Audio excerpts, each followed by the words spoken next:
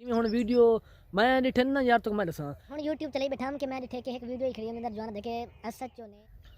अस्सलाम वालेकुम दोस्तों, मैं हम मोहम्मद अजहर तुसां दे पियो यूट्यूब चैनल अजहर व्लॉग। दोस्तों अजकल खबर चलती खड़ी है यूट्यूब ते कि वेला मुंडा दा मोबाइल चप गए ते सारा कुछ चलता पी है कि थोकू भी पता हो सी कि यार ये अफसोस की गल है असां सारे सराइकियों वास्ते, ख़ास तौर पर कि असां लोग जो है ना एक सराइकी को कहीं एक इंसान को जले देते हैं ना कि ये अगुते वञा पे मतलब ये फेमस थींदा पे तो असां को दुश्मनी की निगाह ते असां को एक हैफ की निगाह न लेते हैं कि यार ये क्यों अगा कन्वर्ट थींदा पे, क्यों मशहूर थींदा पे। ये मोबाइल चवन ना ठीक है, अगर और भी चीज़ कोई चाह सकते हैं ठीक है, कोई मालियत वगैरह या कोई चीज़ भी ठीक है हो सकती है घर के अंदर, लेकिन उन्हें मोबाइल चैन मोबाइल मतलब एक कोई जिद है, एक कोई ये नहीं कि ये वेला मुंडा दे नाल कोई दुश्मनी मेरे पे कोई जिद वगैरह। तो मैं यार बहु ये मोबाइल जो है ना ये कोई जिद जिदा नाल चवे पेन या कोई मतलब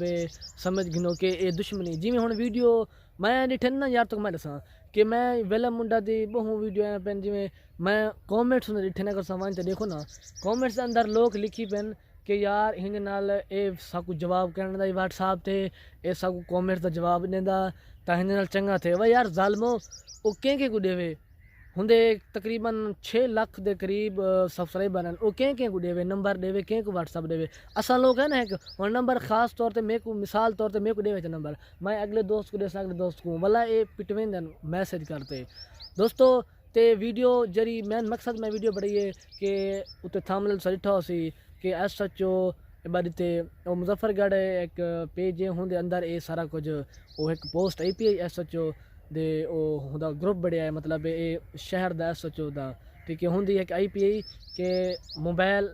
टेंशन ना करो भाई मोबाइल जरा ना जल्द अज जल्द मिल वेसन। तो दोस्तों उम्मीद करना ये वीडियो तो पसंद ही सी तो दोस्तों हर कि नाल प्यार किया करो यार ये